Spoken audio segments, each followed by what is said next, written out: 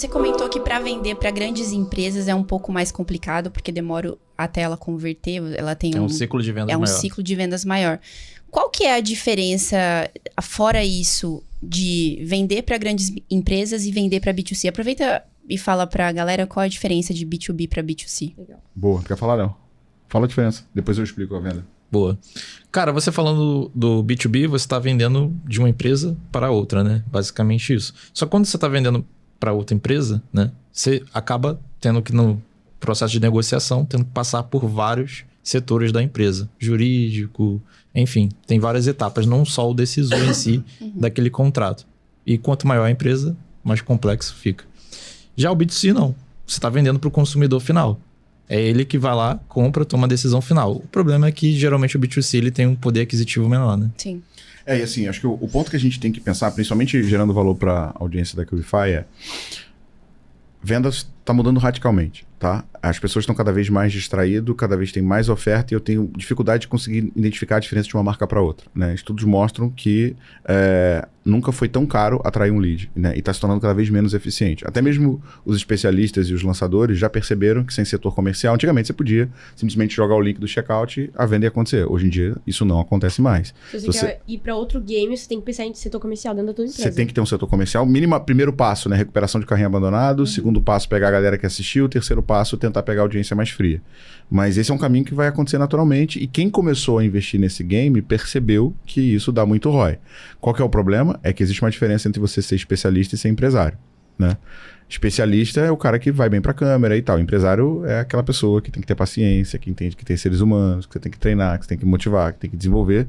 E é um game que, cara, a gente é a coisa mais complexa que existe no universo, né? Então, essa é a diferença entre os dois. Tanto para vender para pessoa jurídica quanto para vender para pessoa física, a primeira coisa que a gente tem que entender é que vendas não é criatividade, vendas não é papo, não é relacionamento. Vendas é processo. Eu preciso criar um modelo repetitivo onde eu tenho indicadores, onde eu tenho algo sendo transformado e onde eu trago receita. Então eu pego a matéria-prima, chamada lead, passa por dentro da linha de produção e sai no final da linha de produção o produto chamado cliente, pagante e receita. Como é que eu escalo, como é que eu gero eficiência independente de para quem que eu estou vendendo? Tornando uniforme esse processo. O que mata uma operação comercial? Variação. Eu tenho um vendedor que fecha 1, um vendedor que fecha 100. Qual que é a média? 50. Fudeu, né?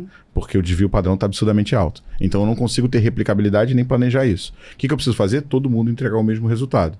E a única forma de fazer isso, e aí vem o negócio que pouca gente entende, não existe processo de vendas, tá? Existe apenas processo de compra.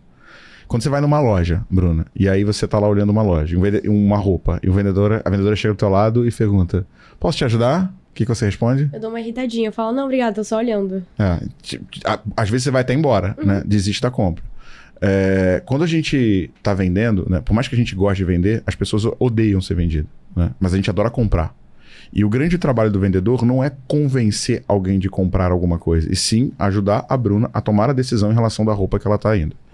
Então, o trabalho quando você monta um time de inside sales, seja para vender para grandes contas ou para o B2C, é como o meu cliente navega do momento que ele descobre que ele tem um problema até o momento que ele decide por onde ele vai resolver e como o meu time de vendas ajuda ele nas diferentes etapas para ele tomar uma única decisão.